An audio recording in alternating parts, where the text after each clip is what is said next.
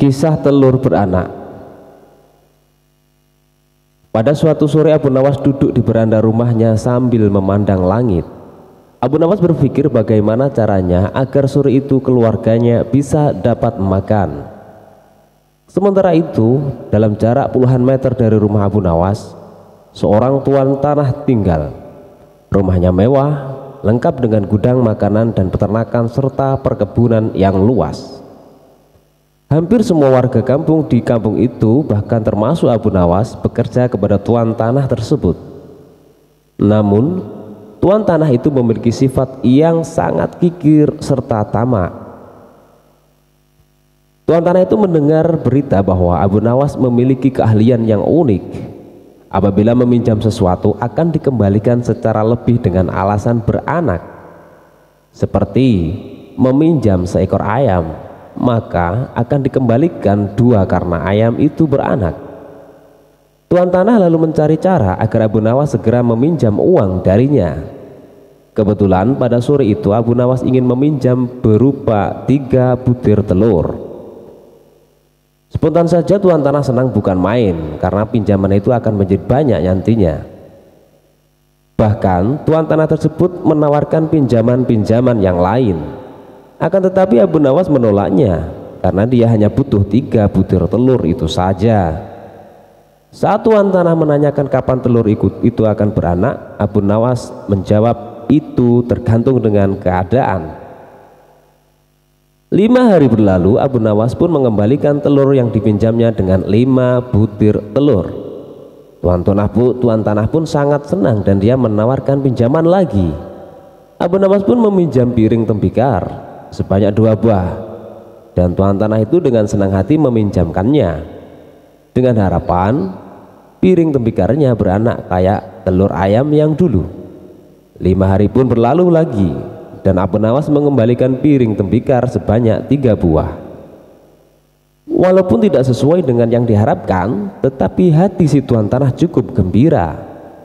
Tak apalah, pikir tuan tanah, karena bisa saja orang itu mempunyai anak tunggal bahkan tidak memiliki anak.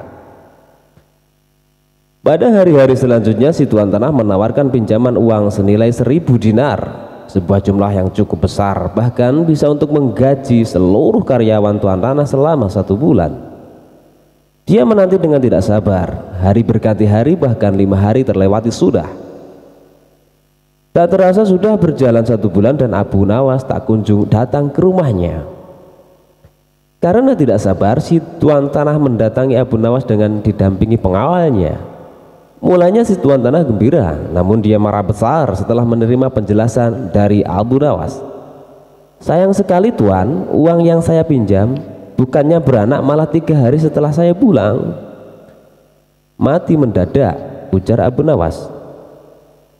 Mendengar itu si tuan tanah menjadi geram. Pengawalnya hampir saja memukul Abu Nawas, tapi untung saja tidak jadi karena ada rombongan pekerja yang baru pulang. Tuan tanah mengadukan Abu Nawas ke pengadilan dan berharap Abu Nawas digantung atau bahkan dihukum rajam. Di depan hakim, Abu Nawas melakukan pembelaan dengan membeberkan semua duduk persoalannya. Demikian juga dengan si tuan tanah. Lalu pengadilan pun memutuskan bahwa Abu Nawas tidak bersalah karena sangat masuk akal kalau sesuatu yang bisa beranak pasti bisa mati. Seketika itu juga tuan tanah yang tamak itu pingsan selama beberapa jam dan sulit untuk dibangunkan. Dia telah tertipu karena wataknya sendiri yang kikir, tamak, dan pelit.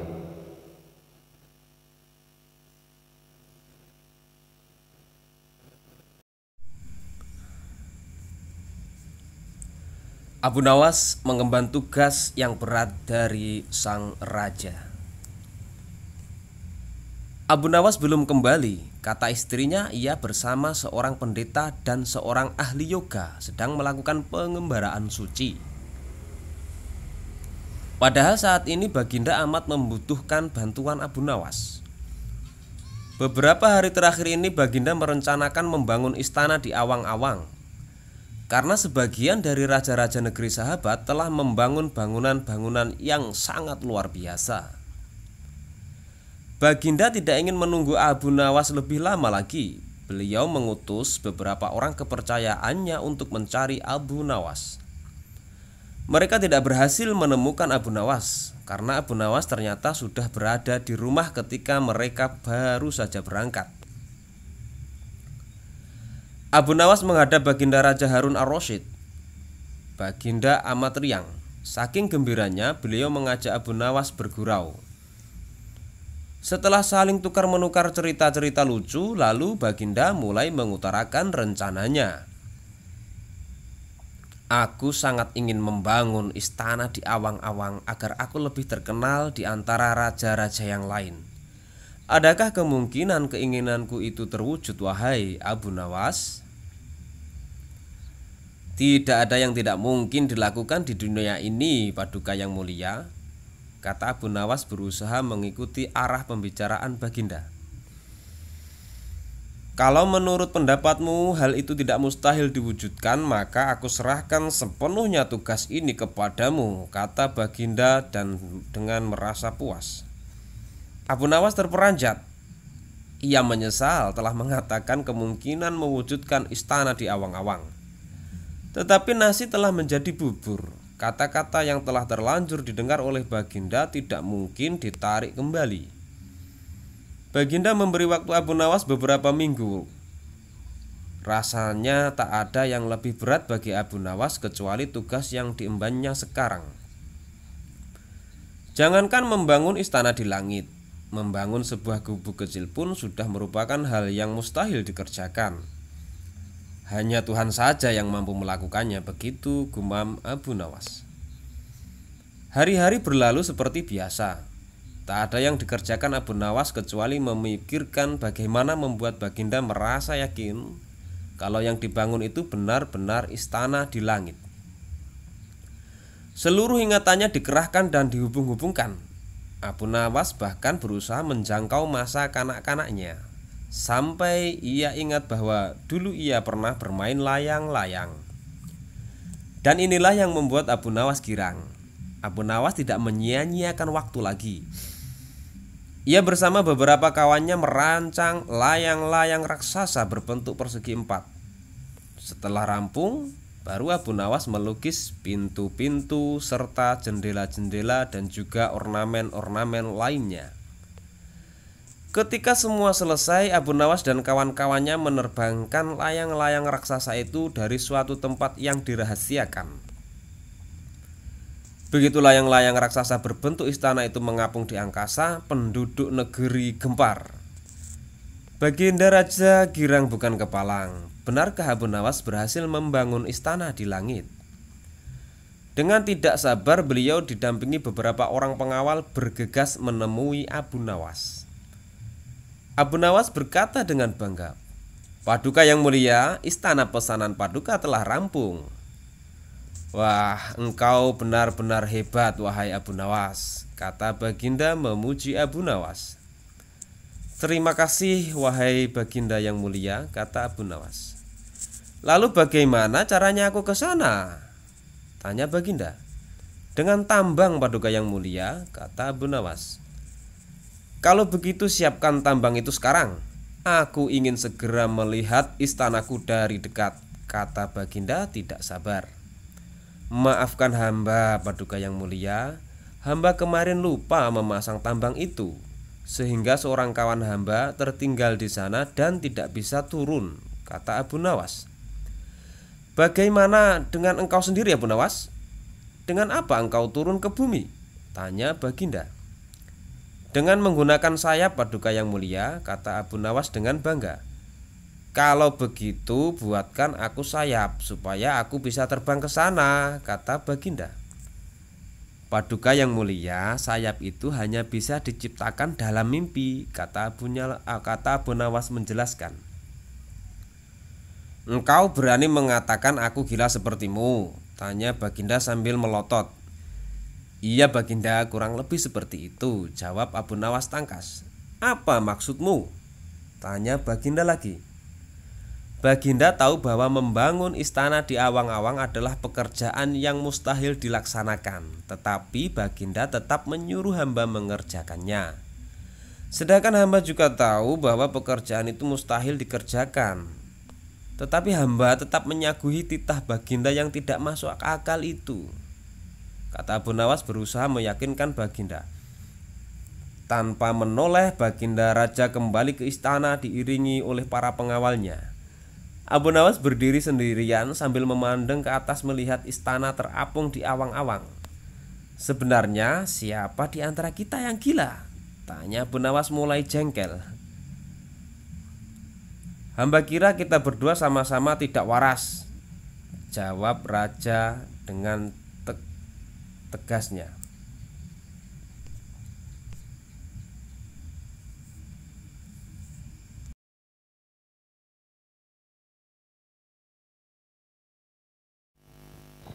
Dan ini adalah kisah Abu Nawas dan harimau berjenggot. Hai Abu Nawas, seru Khalifah Harun al-Rasyid, sekarang juga kamu harus dapat mempersembahkan kepadaku seekor harimau berjenggot. Jika gagal, aku bunuh kau. Kata-kata itu merupakan perintah sultan yang diucapkan dengan penuh tegas dan kegeraman. Dari bentuk mulutnya ketika mengucapkan kalimat itu jelas betapa sultan menaruh dendam kesumat kepada Abu Nawas yang telah berkali-kali mempermainkan dirinya dengan cara-cara yang sangat kurang ajar. Perintah itu merupakan cara Baginda untuk dapat membunuh Abu Nawas. Ya tuanku Syah Alam, jawab Abu Nawas, semua perintah paduka akan hamba laksanakan, namun untuk yang satu ini hamba mohon waktu 8 hari. Baik, kata Baginda. Al-Kisah, pulanglah Abu Nawas ke rumah. Agaknya ia sudah menangkap gelagat bahwa raja sangat marah kepadanya. Dicarinya akal supaya dapat mencelakakan diriku agar terbalas dendamnya, pikir Abu Nawas. Jadi aku juga harus berhati-hati. Sesampainya di rumah, dipanggilnya 4 orang tukang kayu dan disuruhnya membuat kandang macan. Hanya dalam waktu 3 hari kandang itu pun sudah siap. Kepada istrinya ia berpesan agar menjamu orang yang berjenggot yang datang ke rumah. Apabila Adinda dengar Kakanda mengetuk pintu kelak, suruh dia masuk ke dalam kandang itu, kata Abu Nawas sambil menunjuk kandang tersebut. Ia kemudian bergegas pergi ke musola dengan membawa sajadah. Baik, kata istrinya. Hai Abu Nawas, tumben kamu salat di sini, bertanya imam dan penghulu musola itu. Sebenarnya saya mau menceritakan hal ini kepada orang lain, tapi kalau tidak kepada tuan penghulu, kepada siapa lagi saya mengadu, jawab Abu Nawas. Tadi malam saya ribut dengan istri saya, itu sebabnya saya tidak mau pulang ke rumah. Pucuk dicinta, ulam pun tiba, pikir penghulu itu. Kubiarkan Abu Nawas tidur di sini dan aku pergi ke rumah Abu Nawas menemui istrinya. Sudah lama aku menaruh hati kepada perempuan cantik itu. Hai Abu Nawas, kata si penghulu, bolehkah aku menyelesaikan perselisihanmu dengan istrimu itu? Silahkan, jawab Abu Nawas. Hamba sangat berterima kasih atas kebaikan hati tuan. Maka pergilah penghulu ke rumah Abu Nawas dengan hati bunga-bunga dan dengan wajah berseri-seri. Diketuknya pintu rumah Abu Nawas. Begitu pintu terbuka, ia langsung mengambil istri Abu Nawas dan diajak duduk bersanding.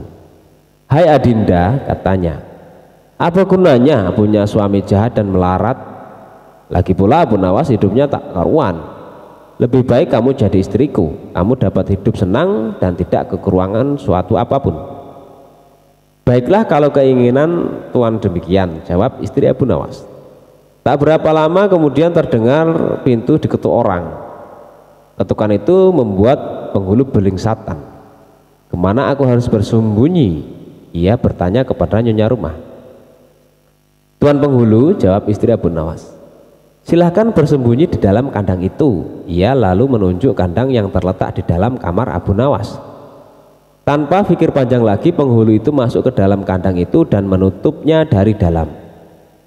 Sedangkan istri Abu Nawas segera membuka pintu sambil menengok ke kiri kanan. Abu Nawas masuk ke dalam rumah.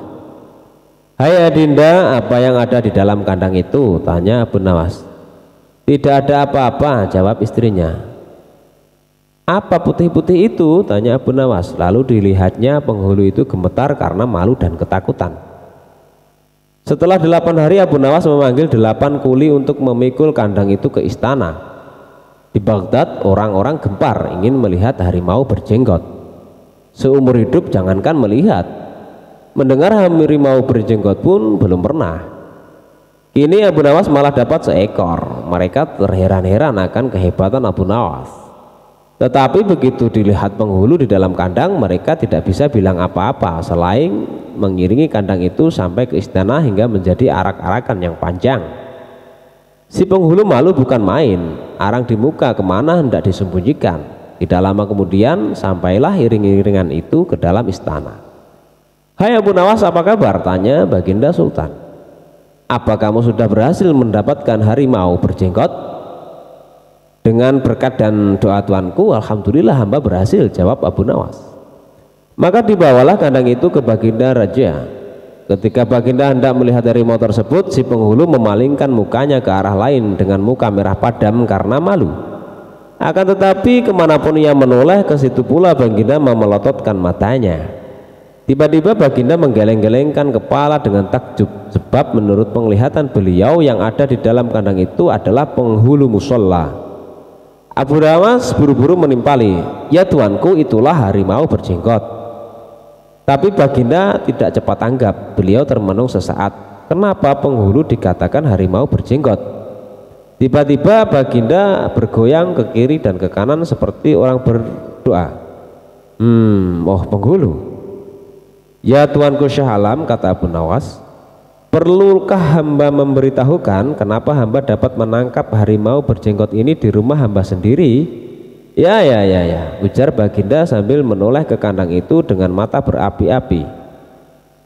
"Ya, aku maklum sudah." Bukan main murka Baginda kepada penghulu itu, sebab ia yang semestinya menegakkan hukum, ia pula yang melanggar dan ia telah berkhianat.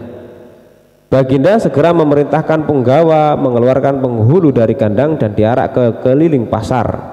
Setelah sebelumnya dicukur segi empat agar diketahui oleh seluruh rakyat betapa aibnya orang yang berkhianat. Dan ini adalah kisah Abu Nawas dan kisah 6 ekor lembu yang pandai bicara. Pada suatu hari Sultan Harun al-Rasyid memanggil Abu Nawas menghadap ke istana. Kali ini Sultan ingin menguji kecerdikan Abu Nawas. Sesampainya di hadapan Sultan, Abu Nawas pun menyembah dan Sultan bertitah, "Hai Abu Nawas, aku menginginkan 6 ekor lembu berjenggot yang pandai bicara. Bisakah engkau mendatangkan mereka dalam waktu seminggu? Kalau gagal, akan aku penggal lehermu." "Baiklah tuanku Syah Alam, hamba junjung tinggi titah tuanku." Semua penggawa istana yang hadir pada saat itu mereka berkata dalam hati, "Mampuslah kau Abu Nawas." Abu Nawas bermohon diri dan pulang ke rumah. Begitu sampai di rumah, ia duduk berdiam diri merenungkan keinginan Sultan. Seharian ia tidak keluar rumah sehingga membuat tetangga heran. Ia baru keluar rumah persis setelah seminggu kemudian, yaitu batas waktu yang diberikan Sultan kepadanya. Ia segera menuju kerumunan orang banyak lalu ujarnya, "Hai orang-orang muda, hari ini hari apa?" Orang-orang yang menjawab benar akan dia lepaskan, tetapi orang-orang yang menjawab salah akan ia tahan. Dan ternyata tidak ada seorang pun yang menjawab dengan benar. Tak ayal Abu Nawas pun marah-marah kepada mereka. "Begitu saja kok tidak bisa menjawab? Kalau begitu mari kita menghadap Sultan Harun al-Rasyid untuk mencari tahu kebenaran yang sesungguhnya." Keesokan harinya balairung istana Baghdad dipenuhi warga masyarakat yang ingin tahu kesanggupan Abu Nawas membawa 6 ekor lembu berjenggot. Sampai di depan Sultan Harun al-Rasyid, ia pun mengaturkan sembah dan duduk dengan khidmat. Lalu Sultan berkata, "Hai Abu Nawas, mana lembu berjenggot yang pandai bicara itu?" Tanpa banyak bicara, Abu Nawas pun menunjuk ke 6 orang yang telah dibawanya. "Inilah mereka tuanku Syah Alam." "Hai Abu Nawas, apa yang kau tunjukkan kepadaku itu?" "Ya tuanku Syah Alam, tanyalah pada mereka hari apa sekarang," jawab Abu Nawas. Ketika Sultan bertanya, ternyata orang-orang itu memberikan jawaban berbeda-beda. Maka berujarlah Abu Nawas, jika mereka manusia tentunya tahu hari ini hari apa, apalagi jika tuanku menanyakan hari yang lain, akan tambah pusinglah mereka. Manusia atau hewankah mereka ini? Inilah lembu berjenggot yang pandai bicara itu, tuanku. Sultan heran melihat Abu Nawas pandai melepaskan diri dari ancaman hukuman, maka Sultan pun memberikan hadiah 5.000 dinar kepada Abu Nawas.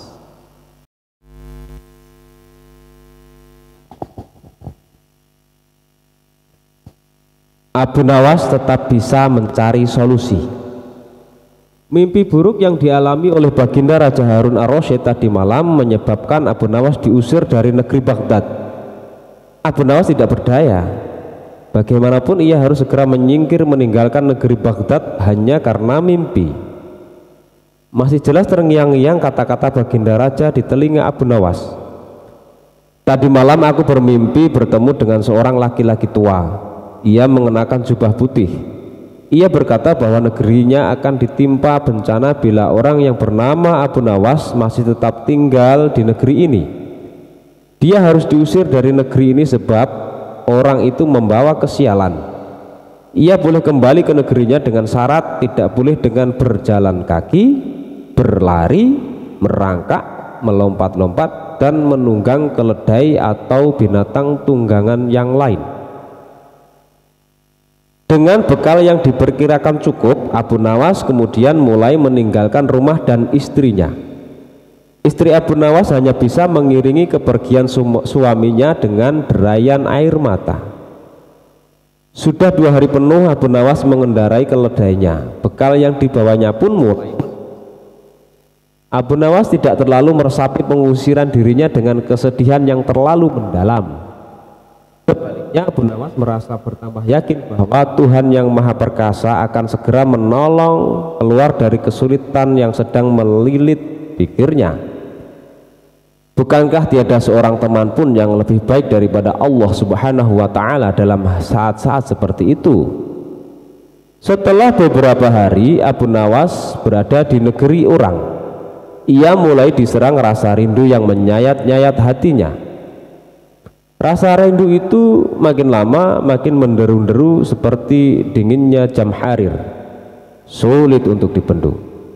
Memang tak ada jalan keluar yang lebih baik daripada berpikir. Tetapi dengan akal apakah ia harus melepaskan diri? Begitu tanya Abu Nawas dalam hati. Apakah aku akan meminta bantuan orang lain dengan cara menggendongku dari negeri ini sampai ke istana Baginda? Rasanya tidak. Tidak akan ada seorang pun yang sanggup melakukannya. Aku harus bisa menolong diriku sendiri tanpa melibatkan orang lain, pikir Abu Nawas. Pada hari ke-19 Abu Nawas menemukan cara yang tidak termasuk larangan Baginda Raja Harun ar-Rasyid. Setelah segala sesuatunya dipersiapkan, Abu Nawas berangkat menuju ke negerinya sendiri. Perasaan rindu dan senang menggumpal jadi satu. Kerinduan yang selama ini melecut-lecut semakin menggila karena Abu Nawas sudah tahu semakin dekat dengan kampung halaman. Mengetahui Abu Nawas bisa pulang kembali, penduduk negeri gembira. Desas-desus tentang kembalinya Abu Nawas segera menyebar secepat bau semerbak bunga yang menyerbu hidung. Kabar kepulangan Abu Nawas juga sampai ke telinga Baginda Raja Harun al-Rasyid. Baginda juga merasa gembira mendengar berita itu, tetapi dengan alasan yang sama sekali berbeda. Rakyat gembira melihat Abu Nawas pulang kembali karena mereka mencintainya, sedangkan Baginda Raja gembira mendengar Abu Nawas pulang kembali karena beliau merasa yakin kali ini pasti Abu Nawas tidak akan bisa mengelak dari hukuman. Namun Baginda amat sangat kecewa dan merasa terpukul melihat cara Abu Nawas pulang ke negerinya.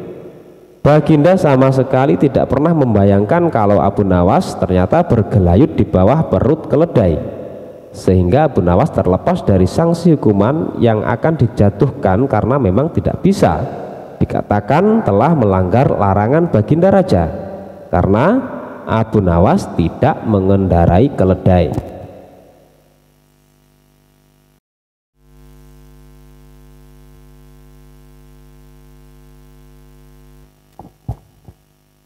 Kisah Abu Nawas tipu menipu. Ada seorang ahli yoga mengajak seorang pendeta bersekongkol untuk memperdaya iman Abu Nawas. Setelah mereka mencapai kata sepakat, mereka berangkat menemui Abu Nawas di kediamannya. Ketika mereka datang, Abu Nawas sedang melakukan sholat duha. Setelah dipersilahkan masuk oleh istri Abu Nawas, mereka langsung masuk dan menunggu sambil berbincang-bincang santai. Seusai sholat, Abu Nawas menyambut mereka. Abu Nawas dan para tamunya pun bercakap-cakap sejenak. Kami sebenarnya ingin mengajak engkau melakukan pengembaraan suci. Kalau engkau tidak keberatan, bergabunglah bersama kami, kata ahli yoga. Dengan senang hati. Lalu kapan rencananya? Tanya Abu Nawas polos. Besok pagi, kata pendeta. Baiklah kalau begitu kita bertemu di warung teh besok, kata Abu Nawas menyanggupi. Hari berikutnya mereka berangkat bersama. Abu Nawas mengenakan jubah seorang sufi, ahli yoga, dan pendeta memakai seragam keagamaan mereka masing-masing. Di tengah jalan mereka mulai diserang rasa lapar karena mereka memang sengaja tidak membawa bekal. Hai Abu Nawas, bagaimana kalau engkau saja yang mengumpulkan derma guna membeli makanan untuk kita bertiga? Karena kami akan mengadakan kebaktian, kata pendeta. Tanpa banyak bicara, Abu Nawas berangkat mencari dan mengumpulkan derma dari dusun satu ke dusun yang lain. Setelah derma terkumpul, Abu Nawas membeli makanan yang cukup untuk 3 orang. Abu Nawas kembali ke pendeta dan ahli yoga dengan membawa makanan. Karena sudah tak sanggup menahan rasa lapar, Abu Nawas berkata, mari segera kita bagi makanan ini sekarang juga. Jangan sekarang, kami sedang berpuasa, kata ahli yoga. Tetapi aku hanya menginginkan bagianku saja, sedangkan bagian kalian terserah pada kalian, kata Abu Nawas menawarkan jalan keluar. Aku tidak setuju, kita harus seirama dalam berbuat apapun, kata pendeta. Betul, aku pun tidak setuju karena waktu makanku besok pagi aku baru akan berbuka, kata ahli yoga. Bukankah aku yang engkau jadikan alat pencari derma, dan derma itu sekarang telah kutukar dengan makanan ini. Sekarang kalian tidak mengizinkan aku mengambil bagian sendiri. Itu tidak masuk akal, kata Abu Nawas mulai merasa jengkel. Namun begitu pendeta dan ahli yoga tetap bersikeras tidak mengizinkan Abu Nawas mengambil bagian yang menjadi haknya. Abu Nawas penasaran, ia mencoba sekali lagi meyakinkan kawan-kawannya agar mengizinkan ia makan bagiannya, tetapi mereka tetap saja menolak. Abu Nawas benar-benar merasa jengkel dan marah, namun Abu Nawas tidak memperlihatkan sedikit pun kejengkelan dan kemarahannya. Bagaimana kalau kita mengadakan perjanjian, kata pendeta kepada Abu Nawas. Perjanjian apa? Tanya Abu Nawas. Kita adakan lomba. Barang siapa di antara kita bermimpi paling indah, maka ia akan mendapat bagian yang terbanyak. Yang kedua lebih sedikit, dan yang terburuk akan mendapat paling sedikit. Pendeta itu menjelaskan. Abu Nawas setuju dengan tidak memberi komentar apa-apa. Malam semakin larut, embun mulai turun ke bumi. Pendeta dan ahli yoga mengantuk dan tidur. Abu Nawas tidak bisa tidur, ia hanya pura-pura tidur. Setelah merasa yakin kawan-kawannya sudah terlelap, Abu Nawas menghampiri makanan itu. Tanpa berpikir 2 kali, Abu Nawas memakan habis makanan itu hingga tidak tersisa sedikit pun. Setelah merasa kekenyangan, Abu Nawas baru bisa tidur. Keesokan harinya mereka bangun hampir bersamaan. Ahli yoga dengan wajah berseri-seri bercerita, tadi malam aku bermimpi memasuki sebuah taman yang mirip sekali dengan nirwana. Aku merasakan kenikmatan yang belum pernah kurasakan sebelumnya di dalam hidup ini. Pendeta mengatakan bahwa mimpi ahli yoga benar-benar menakjubkan, betul-betul luar biasa. Kemudian giliran pendeta menceritakan mimpinya. Aku seolah-olah menembus ruang dan waktu, dan ternyata memang benar. Aku secara tidak sengaja berhasil menyusup ke masa silam di mana pendiri agamaku hidup. Aku bertemu dengan beliau dan yang lebih membahagiakan adalah aku diberkatinya. Ahli yoga pun memuji kehebatan mimpi dari pendeta tersebut. Abu Nawas hanya diam, ia bahkan tidak merasa tertarik sedikit pun. Karena Abu Nawas belum juga buka mulut, pendeta dan ahli yoga mulai tidak sabar untuk menanyakan mimpi Abu Nawas. Kalian tentu tahu Nabi Daud alaihi salam. Beliau adalah seorang nabi yang ahli berpuasa. Tadi malam aku bermimpi berbincang-bincang dengan beliau. Beliau menanyakan apakah aku berpuasa atau tidak. Aku katakan aku berpuasa karena aku memang tidak makan sejak dini hari. Kemudian beliau menyuruhku segera berbuka karena hari sudah malam. Tentu saja aku tidak berani mengabaikan perintah beliau. Aku segera bangun dari tidur dan langsung menghabiskan makanan ini, kata Abu Nawas tanpa perasaan bersalah secuil pun. Sambil menahan rasa lapar yang menyayat-nyayat, pendeta dan ahli yoga saling berpandangan satu sama lain. Kejengkelan Abu Nawas pun terobati. Kini mereka sadar bahwa tidak ada gunanya coba-coba mempermainkan Abu Nawas. Pasti hanya akan mendapat celaka sendiri. Kisah Raja dan Jin Ifrit. Dengarlah wahai Ifrit, dahulu kala di sebuah negeri bernama Souman di daratan Persia ada seorang raja bernama Raja Yunani. Beliau sangat kaya raya dan terkenal dengan keberaniannya. Sayang dia menderita penyakit kusta yang tidak kunjung sembuh. Puluhan tabib telah dipanggilnya, namun tidak ada satu obat pun yang bisa menghilangkan kusta dari tubuhnya. Suatu hari datanglah di negeri itu seorang tabib bernama Duban. Dia sudah mendalami berbagai ilmu dari Yunani kuno sampai Yunani modern, dari Persia hingga Syria. Dia ahli dalam pengobatan maupun astrologi. Keahliannya membuat kagum tabib-tabib lainnya dan juga para ilmuwan. Ketika tabib Duban mendengar tentang penyakit yang diderita Raja Yunani, dia bermaksud untuk mencoba mengobatinya. Maka dipelajarilah kembali berbagai buku untuk mencari obat yang paling manjur. Esoknya dia menghadap Raja Yunani. Setelah memberikan penghormatan, disampaikanlah maksud kedatangannya, yaitu untuk mengobati penyakit kusta raja. Tuanku, saya dengar bahwa belum ada satu tabib pun yang bisa menyembuhkan penyakit Paduka. Jika Paduka mengizinkan, insya Allah saya bisa menyembuhkannya tanpa obat ataupun salep. Katanya, bagaimana caranya? Demi Allah, jika kamu bisa menyembuhkanku, aku akan memberikan apapun yang kau mau, harta yang banyak untukmu dan anak cucumu. Dan kamu akan kujadikan penasihat dan sahabat terbaikku, kata Raja, insya Allah saya bisa menyembuhkan Paduka. Besok saya akan mulai pengobatannya, kata tabib Duban. Kemudian ia memohon diri untuk mempersiapkan segala sesuatunya. Tabib Duban kemudian membuat sebuah stik golf yang diberi lubang di pegangannya. Di lubang itulah tabib Duban memasukkan obat racikannya.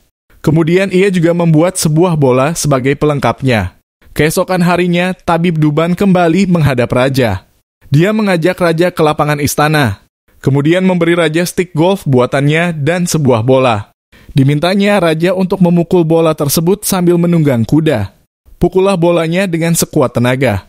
Saat badan Paduka berkeringat, maka panas tubuh Baginda akan membuat obat yang ada di dalam stik golf ini ke seluruh tubuh Paduka. Setelah itu, Paduka boleh kembali ke istana untuk mandi air hangat. Pastikan untuk menggosok tubuh Paduka hingga bersih. Lalu istirahatlah. Insya Allah besok penyakit Baginda akan sembuh, katanya. Raja Yunani lalu melakukan semua saran tabib Duban. Ketika raja terbangun keesokan paginya, dia melihat bahwa kulitnya telah halus. Tidak ada tanda-tanda bahwa dia pernah menderita kusta. Kulitnya putih bersih tanpa noda. Raja sangat bersuka cita. Dia segera memerintahkan utusan untuk menjemput tabib Duban ke istana. Sambil berkali-kali mengucapkan rasa terima kasihnya, raja memberikan berkantung-kantung emas, lusinan pakaian-pakaian mewah, dan hadiah-hadiah lainnya. Sesuai janjinya, raja juga mengangkat tabib Duban menjadi penasihat pribadinya dan mendudukannya di samping singgasananya. Di antara pejabat kerajaan, ada seorang wazir yang menaruh benci terhadap tabib Duban. Dia cemburu dengan semua perhatian dan kebaikan raja terhadap tabib Duban. Suatu hari sang wazir menghadap raja secara pribadi. Wahai Paduka Raja yang adil, hambamu ini ingin menyampaikan sebuah nasihat untuk Paduka.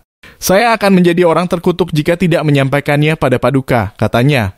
Raja terkejut mendengarnya dan bertanya, nasihat apa? Oh, Paduka yang mulia. Para leluhur pernah berkata, barang siapa yang tidak bisa melihat tujuan, keberuntungan tidak akan datang padanya. Dan kini saya melihat raja sedang membuat kekeliruan. Sejak ia menganugerahi seorang musuh dengan kebaikan. Seorang musuh yang menginginkan kerajaan ini hancur. Dia menganugerahinya kebaikan, kekuasaan, dan menjadikannya penasihatnya, katanya. Siapakah teman yang kau maksud itu? Tanya raja.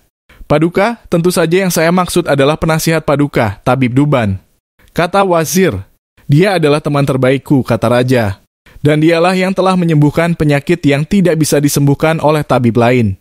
Karena dialah aku bisa menyingkirkan rasa malu yang dulu menderaku karena penyakitku. Aku tidak akan menemukan orang sehebat dia di seluruh negeri. Tapi kenapa kau menentangnya? Aku telah memerintahkan pegawaiku untuk memberikannya gaji 1.000 keping emas setiap bulannya, dan bahkan jika aku memberikan sebagian kerajaanku padanya, masih tidak akan cukup mewakili rasa terima kasihku. Oh tuanku, bagaimana kau yakin bahwa dia tidak menipumu? Sesungguhnya aku mengatakan hal ini karena rasa baktiku padamu, kata wazir. Benarkah tidak ada maksud lain dari perkataanmu ini, wahai wazir? Aku takut kau melakukan ini karena rasa cemburu. Jika aku mengikuti nasihatmu, aku takut aku akan menyesal seperti seorang suami yang membunuh burung kakak tuanya. Aku akan menceritakan kisahnya padamu, kata raja. Maka, oh Ifrit, raja pun memulai ceritanya.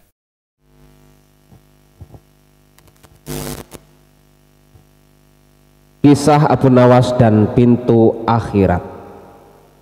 Tidak seperti biasa, hari itu Baginda tiba-tiba ingin menyamar menjadi rakyat biasa. Beliau ingin menyaksikan kehidupan di luar istana tanpa sepengetahuan siapapun agar lebih leluasa bergerak. Baginda mulai keluar istana dengan pakaian yang amat sangat sederhana, layaknya seperti rakyat jelata. Di sebuah perkampungan beliau melihat beberapa orang berkumpul. Setelah Baginda mendekat, ternyata ada seorang ulama sedang menyampaikan kuliah tentang alam barzah. Tiba-tiba ada seorang yang datang dan bergabung di situ. Ia bertanya kepada ulama itu, kami menyaksikan orang kafir pada suatu waktu dan mengintip kuburnya, tetapi kami tiada mendengar mereka berteriak dan tidak pula melihat penyiksaan-penyiksaan yang katanya sedang dialaminya. Maka bagaimana cara membenarkan sesuatu yang tidak sesuai dengan yang dilihat mata? Ulama itu kemudian berpikir sejenak dan kemudian ulama itu berkata, untuk mengetahui yang sedemikian itu harus dengan panca indera yang lain. Ingatkah kamu dengan orang yang sedang tidur? Dia kadangkala bermimpi dalam tidurnya digigit ular, diganggu dan sebagainya. Ia juga merasa sakit dan takut ketika itu, bahkan memekik dan keringat bercucuran pada keningnya. Ia merasakan hal semacam itu seperti ketika tidak tidur. Sedangkan engkau yang duduk di dekatnya menyaksikan keadaan seolah-olah tidak terjadi apa-apa. Padahal apa yang dilihat serta dialaminya adalah dikelilingi ular. Maka jika masalah mimpi yang remeh saja sudah tidak mampu mata lahir melihatnya, mungkinkah engkau bisa melihat apa yang terjadi di alam barzah? Baginda Raja terkesan dengan penjelasan ulama itu. Baginda masih ikut mendengarkan kuliah itu. Kini ulama itu melanjutkan kuliahnya tentang alam akhirat. Dikatakan bahwa di surga tersedia hal-hal yang amat disukai nafsu, termasuk benda-benda. Salah satu benda-benda itu adalah mahkota yang amat luar biasa indahnya. Tak ada yang lebih indah dari barang-barang di surga karena barang-barang itu tercipta dari cahaya.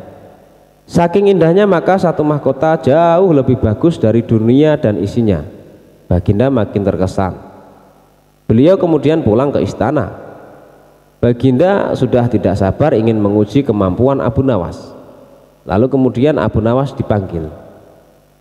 Setelah menghadap Baginda Raja, kemudian Baginda mengatakan sesuatu kepada Abu Nawas. Aku menginginkan engkau sekarang juga berangkat ke surga, kemudian bawakan aku sebuah mahkota surga yang katanya tercipta dari cahaya itu. Apakah engkau sanggup, wahai Abu Nawas? Sanggup, Paduka yang mulia, kata Abu Nawas langsung menyanggupi tugas yang mustahil dilaksanakan itu. Tetapi Baginda harus menyanggupi pula satu syarat yang akan hamba ajukan. Sebutkan syarat itu, kata Baginda Raja. Hamba mohon Baginda menyediakan pintunya agar hamba bisa memasukinya. Pintu apa? Tanya Baginda belum mengerti. Pintu alam akhirat, jawab Abu Nawas. Apa itu? Tanya Baginda ingin tahu. Kiamat, wahai Paduka yang mulia. Masing-masing alam mempunyai pintu. Pintu alam dunia adalah liang peranakan ibu. Pintu alam barzah adalah kematian dan pintu alam akhirat adalah kiamat. Surga berada di alam akhirat. Bila baginda masih tetap menghendaki hamba mengambilkan sebuah mahkota di surga, maka dunia harus kiamat terlebih dahulu. Mendengar penjelasan Abu Nawas, baginda raja terdiam. Di sela-sela kebingungan baginda Raja Harun al-Rasyid, Abu Nawas bertanya lagi, masihkah baginda menginginkan mahkota dari surga? Baginda raja tidak menjawab. Beliau diam 1000 bahasa. Sejenak kemudian Abu Nawas mohon diri karena Abu Nawas sudah tahu jawabannya. Dan ini adalah kisah Abu Nawas dan menteri bertelur. Pada suatu hari Sultan Harun al-Rasyid memanggil 10 orang menterinya. Kalian tahu di depan istana ini ada sebuah kolam. Aku akan memberikan masing-masing sebutir telur kepada kalian. Menyelamlah kalian ke dalam kolam itu dan kemudian serahkanlah telur-telur itu kepadaku. Apabila kamu muncul ke permukaan nanti, aku ingin tahu kepandaian Abu Nawas. Kemudian Sultan menyuruh memanggil Abu Nawas ke istananya. Kepada Abu Nawas dan ke 10 orang menterinya itu, Sultan bertitah, kamu sekalian aku perintahkan turun ke kolam itu, menyelam, dan apabila muncul ke permukaan serahkanlah kepadaku sebutir telur ayam. Barang siapa tidak menyerahkan telur, niscaya mendapatkan hukuman dariku. Mencari telur di dalam air, pikir Abu Nawas sambil memandang kepada menteri-menteri itu. Mereka tampak ta'zim dan siap melaksanakan perintah. Adakah ayam betina di dalam kolam itu? Hari malam pun telah tiba. Keesokan harinya pagi, benar-benar menteri-menteri itu menyelam ke dalam kolam. Dan ketika muncul dari kolam, masing-masing membawa sebatar sebutir telur dan menyerahkan kepada Sultan. Abu Nawas tidak kunjung muncul ke permukaan. Ia berenang kesana kesini mencari telur. Dikoreknya dinding kolam, namun tak juga ditemukannya. Setelah capek mengitari dasar kolam, terpikir dalam benaknya bahwa ia dianiaya oleh Sultan. Maka ia pun berdoa kepada Tuhan mohon keselamatan. Keluarlah ia dari kolam dan naik ke daratan. Di depan Sultan ia berkokok-kokok dan berjalan laksana seekor ayam jantan. Hai Abu Nawas, mana janjimu? Kata Sultan. Semua orang ini masing-masing telah menyerahkan sebutir telur kepadaku, hanya kamu yang tidak. Oleh karena itu kamu akan aku beri hukuman. Sembah Abu Nawas, ya Tuanku Syah Alam, yang mempunyai telur adalah ayam betina. Hamba ini adalah ayam jantan. Membawa anak ayam jantan lagi pula berkokok. Telur hanya dapat dihasilkan oleh ayam betina. Jika ayam betina tidak berjantan, bagaimanakah ia dapat bertelur? Demi mendengar alasan Abu Nawas, Sultan pun tidak bisa berkata apa-apa karena memang sangat tepat. Sultan dan semua menterinya hanya bisa garuk-garuk kepala yang tidak gatal itu.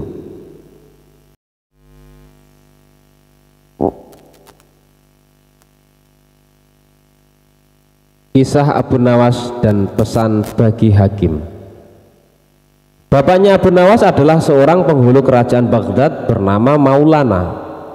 Pada suatu hari bapaknya Abu Nawas yang sudah tua itu sakit parah dan akhirnya meninggal dunia.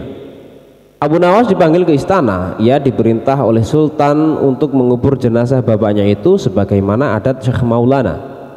Apa yang dilakukan Abu Nawas hampir tiada bedanya dengan Kadi Maulana, baik mengenai tata cara memandikan jenazah hingga mengkafani, menyolati dan mendoakannya. Maka Sultan bermaksud mengangkat Abu Nawas menjadi kadi atau penghulu menggantikan kedudukan bapaknya. Namun demi mendengar rencana sang Sultan, tiba-tiba saja Abu Nawas yang cerdas itu nampak berubah menjadi gila. Usai upacara pemakaman bapaknya, Abu Nawas mengambil batang pohon pisang dan diperlakukannya seperti kuda. Ia menunggang kuda dari batang pisang itu sambil berlari-lari dari kuburan bapaknya menuju rumahnya. Orang yang melihat menjadi terheran-heran dibuatnya. Pada hari yang lain ia mengajak anak-anak kecil dalam jumlah yang cukup banyak untuk pergi ke makam bapaknya. Dan di atas makam bapaknya itu ia mengajak anak-anak bermain rebana dan bersuka cita. Kini semua orang semakin heran atas kelakuan Abu Nawas itu. Mereka menganggap bahwa Abu Nawas sudah menjadi gila karena ditinggal mati oleh bapaknya. Pada suatu hari ada beberapa orang utusan dari Sultan Harun al-Rasyid datang menemui Abu Nawas. "Hai Abu Nawas, kau dipanggil Sultan untuk menghadap ke istana," kata wazir utusan Sultan. "Buat apa Sultan memanggilku? Aku tidak ada keperluan dengannya," jawab Abu Nawas dengan entengnya seperti tanpa beban. "Hai Abu Nawas, kau tidak boleh berkata seperti itu kepada rajamu." "Hai wazir, kau jangan banyak cakap. Cepat ambil ini kudaku dan mandikan di sungai supaya bersih dan segar," kata Abu Nawas sambil menyodorkan sebatang pohon pisang yang dijadikan kuda-kudaan. Si wazir hanya menggeleng-gelengkan kepala melihat kelakuan Abu Nawas. "Abu Nawas, kau mau apa tidak menghadap Sultan?" kata wazir. "Katakan kepada rajamu, aku sudah tahu maka aku tidak mau," kata Abu Nawas. "Apa maksudnya Abu Nawas?" tanya wazir dengan rasa penasaran. "Sudah pergi sana, bilang saja begitu kepada rajamu," sergah Abu Nawas sembari menyaruk debu dan dilempar ke arah si wazir dan teman-temannya. Si wazir segera menyingkir dari halaman rumah Abu Nawas. Mereka melaporkan keadaan Abu Nawas yang seperti tak waras itu kepada Sultan Harun al-Rasyid. Dengan geram Sultan berkata, "Kalian bodoh semua. Hanya menghadapkan Abu Nawas kemari saja tidak becus. Ayo pergi ke sana, ke rumah Abu Nawas. Bawa dia kemari dengan sukarela ataupun dengan terpaksa."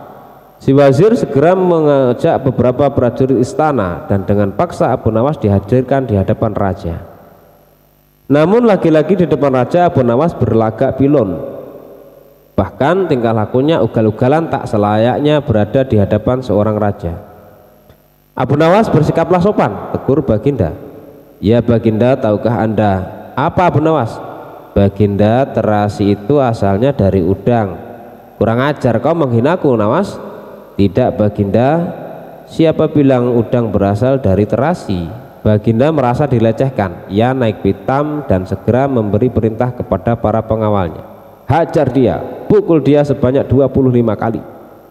Wah, Abu Nawas yang kurus kering itu akhirnya lemas tak berdaya dipukuli tentara yang bertubuh kekar. Usai dipukuli, Abu Nawas disuruh keluar istana. Ketika sampai di pintu gerbang kota, ia dicegat oleh penjaga. "Hai Abu Nawas, tempo hari ketika engkau hendak masuk ke kota ini, kita telah mengadakan perjanjian bukan? Masa kau lupa pada janjimu itu? Jika engkau diberi hadiah oleh Baginda, maka engkau berkata, 'Aku bagi dua, engkau satu bagian, aku satu bagian.' Nah, sekarang mana bagianku itu? Hai penjaga pintu gerbang, apakah kau benar-benar menginginkan hadiah Baginda yang diberikan kepadaku tadi?" "Iya, tentu itu kan sudah merupakan perjanjian kita." "Baik, aku berikan semuanya, bukan hanya satu bagian." "Wah, ternyata kau baik hati sekali Abu Nawas. Memang harusnya begitu, kau kan sudah sering menerima hadiah dari Baginda." Tanpa banyak cakap lagi, Abu Nawas mengambil sebatang kayu yang agak besar, lalu orang itu dipukulinya sebanyak 25 kali. Tentu saja orang itu menjerit-jerit kesakitan dan menganggap Abu Nawas telah menjadi gila. Setelah penunggu gerbang kota itu kelenger, Abu Nawas meninggalkannya begitu saja. Ia terus melangkah ke rumahnya. Sementara itu si penjaga pintu gerbang mengadukan nasibnya kepada Sultan Harun al-Rasyid. "Ya Tuanku Syah Alam, ampun beribu ampun. Hamba datang kemari mengadukan Abu Nawas yang telah memukul hamba sebanyak 25 kali tanpa suatu kesalahan. Hamba mohon keadilan dari Tuanku Baginda." Baginda segera memerintah pengawal untuk memanggil Abu Nawas. Setelah Abu Nawas berada di hadapan Baginda, ia ditanya, "Hai Abu Nawas, benarkah kau telah memukuli penunggu pintu gerbang kota ini sebanyak 25 kali pukulan?" Berkata Abu Nawas, "Ampun tuanku, hamba melakukannya karena sudah sepatutnya dia menerima pukulan itu." "Apa maksudmu? Coba kau jelaskan sebab musababnya kau memukuli orang itu," tanya Baginda. "Tuanku," kata Abu Nawas, "hamba dan penunggu pintu gerbang ini telah mengadakan perjanjian bahwa jika hamba diberi hadiah oleh Baginda, maka hadiah tersebut akan dibagi dua, satu bagian untuknya, satu bagian untuk saya. Nah, pagi tadi hamba menerima hadiah 25 pukulan. maka saya berikan pula hadiah 25 pukulan kepadanya. Hai penunggu pintu gerbang, benarkah kau telah mengadakan perjanjian seperti itu dengan Abu Nawas? Tanya baginda.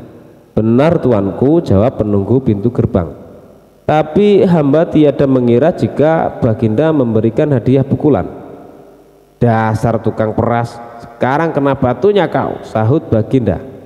Abu Nawas tiada bersalah, bahkan sekarang aku tahu bahwa penjaga pintu gerbang kota Baghdad adalah orang yang suka narget, suka memeras orang. Kalau kau tidak merubah kelakuan burukmu itu, sungguh aku akan memecat dan menghukum kamu. Ampun tuanku, sahut penjaga pintu gerbang dengan gemetar. Abu Nawas berkata, tuanku, hamba sudah lelah, sudah mau istirahat, tiba-tiba diwajibkan hadir di tempat ini. Padahal hamba tiada bersalah. Hamba mohon ganti rugi, sebab jatah waktu istirahat hamba sudah hilang karena panggilan tuanku. Padahal besok hamba harus mencari nafkah untuk keluarga hamba. Sejenak baginda melengak, terkejut atas protes Abu Nawas. Namun tiba-tiba ia tertawa terbahak-bahak. Jangan khawatir Abu Nawas. Baginda kemudian memerintahkan bendahara kerajaan memberikan sekantong uang perak kepada Abu Nawas. Abu Nawas pun pulang dengan hati riang gembira. Tetapi sesampai di rumahnya, Abu Nawas masih bersikap aneh dan bahkan semakin nyentrik seperti orang gila sungguhan. Pada suatu hari Raja Harun al-Rasyid mengadakan rapat dengan para menterinya. Apa pendapat kalian mengenai Abu Nawas yang hendak kuangkat sebagai kadi? Wazir atau Perdana Menteri berkata, melihat keadaan Abu Nawas yang semakin parah otaknya, maka sebaiknya tuanku mengangkat orang lain saja menjadi kadi. Menteri-menteri yang lain juga mengutarakan pendapat yang sama. Tuanku, Abu Nawas telah menjadi gila, karena itu dia tak layak menjadi kadi. Baiklah, kita tunggu dulu sampai 21 hari, karena bapaknya baru saja mati. Jika tidak sembuh-sembuh, juga bolehlah kita mencari kadi yang lain saja. Setelah lewat 1 bulan Abu Nawas masih dianggap gila, maka Sultan Harun al-Rasyid mengangkat orang lain menjadi kadi atau penghulu kerajaan Baghdad.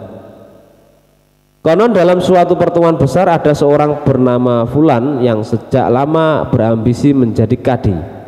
Ia mempengaruhi orang-orang di sekitar baginda untuk menyetujui jika ia diangkat menjadi kadi. Maka tatkala ia mengajukan dirinya menjadi kadi kepada baginda, dengan mudahnya baginda menyetujuinya. Begitu mendengar Fulan diangkat menjadi kadi, maka Abu Nawas mengucapkan syukur kepada Tuhan. Alhamdulillah, aku telah terlepas dari bala yang mengerikan. Tapi sayang sekali, kenapa harus Fulan yang menjadi kadi?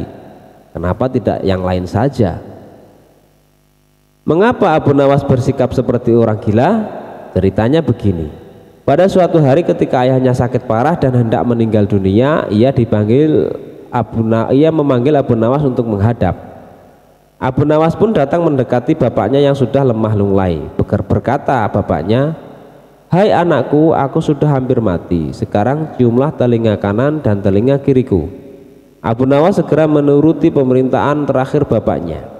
Ia cium telinga kanan bapaknya, ternyata berbau harum, sedangkan yang sebelah kiri berbau sangat busuk. Bagaimana anakku, sudahkah kau cium? Benar bapak, ceritakanlah dengan sejujurnya baunya kedua telingaku ini. Aduh pak, sungguh mengherankan. Telinga bapak yang sebelah kanan berbau harum sekali, tapi yang sebelah kiri kok baunya amat busuk. Hai anakku Abu Nawas, tahukah engkau apa sebabnya bisa terjadi begini? Wahai bapakku, cobalah ceritakan kepada anakmu ini. Berkata Syekh Maulana, pada suatu hari datang 2 orang mengadukan masalahnya kepadaku. Yang seorang aku dengarkan keluhannya, tapi yang seorang lagi karena aku tak suka maka tak ku dengar pengaduannya. Inilah resiko menjadi kadi. Jika kelak kau suka menjadi kadi, maka kau akan mengalami hal yang sama. Namun jika kau tidak suka menjadi kadi, maka buatlah alasan yang masuk akal agar engkau tidak dipilih sebagai kadi oleh Sultan Harun al-Rasyid. Tapi tak bisa tidak, Sultan Harun al-Rasyid pastilah tetap memilih kamu sebagai kadi. Nah itulah sebabnya Abu Nawas berpura-pura menjadi gila hanya untuk menghindarkan diri agar tidak diangkat menjadi kadi. Seorang kadi atau penghulu pada masa itu kedudukannya seperti hakim yang memutus suatu perkara. Walaupun Abu Nawas tidak menjadi kadi, namun dia sering diajak konsultasi oleh sang raja untuk memutuskan suatu perkara. Bahkan ia kerap sekali dipaksa datang ke istana hanya sekedar untuk menjawab pertanyaan baginda raja yang aneh-aneh dan tidak masuk akal. Kisah Abu Nawas akan dihukum pancung. Cita-cita atau obsesi menghukum Abu Nawas sebenarnya masih bergolak. Namun baginda merasa kehabisan akal untuk menjebak Abu Nawas. Seorang penasihat kerajaan kepercayaan baginda raja menyarankan agar baginda memanggil seorang ilmuwan ulama yang berilmu tinggi untuk menandingi Abu Nawas. Pasti masih ada peluang untuk mencari kelemahan Abu Nawas. Menjebak pencuri harus dengan pencuri dan ulama dengan ulama. Baginda menerima usul yang cemerlang itu dengan hati bulat. Setelah ulama yang berilmu tinggi berhasil ditemukan, baginda raja menanyakan cara terbaik menjerat Abu Nawas. Ulama itu memberitahu cara-cara yang paling jitu kepada baginda raja. Baginda raja manggut-manggut setuju. Wajah baginda tidak lagi murung. Apalagi ulama itu menegaskan bahwa ramalan Abu Nawas tentang takdir kematian baginda raja sama sekali tidak mempunyai dasar yang kuat. Tiada seorang pun manusia yang tahu kapan dan bumi akan mati, apalagi tentang ajal seseorang. Ulama andalan baginda raja mulai mengadakan persiapan seperlunya untuk memberikan pukulan fatal bagi Abu Nawas. Siasat pun dijalankan sesuai rencana. Abu Nawas terjerembab ke pangkuan siasat sang ulama. Abu Nawas melakukan kesalahan yang bisa menghantarnya ke tiang gantungan atau tempat pemancungan. Benarlah peribahasa yang berbunyi, sebandai-pandai tupai melompat pasti suatu saat akan terpeleset. Kini Abu Nawas benar-benar mati kutu. Sebentar lagi ia akan dihukum mati karena jebakan sang ilmuwan ulama. Benarkah Abu Nawas sudah keok? Kita lihat saja nanti. Banyak orang yang merasa simpati atas nasib Abu Nawas, terutama orang-orang miskin dan tertindas yang pernah ditolongnya. Namun derai air mata para pecinta dan pengagung Abu Nawas tak akan mampu menghentikan hukuman mati yang akan dijatuhkan. Baginda Raja Harun al-Rasyid benar-benar menikmati kemenangannya. Belum pernah baginda terlihat seriang sekarang. Keyakinan orang banyak bertambah mantap. Hanya satu orang yang tetap tidak yakin bahwa hidup Abu Nawas akan berakhir setragis itu, yaitu istri Abu Nawas. Bukankah Allah Azza wa Jalla lebih dekat daripada urat leher? Tidak ada yang tidak mungkin bagi Allah yang maha gagah, dan kematian adalah mutlak urusannya. Semakin dekat hukuman mati bagi Abu Nawas, orang banyak semakin resah.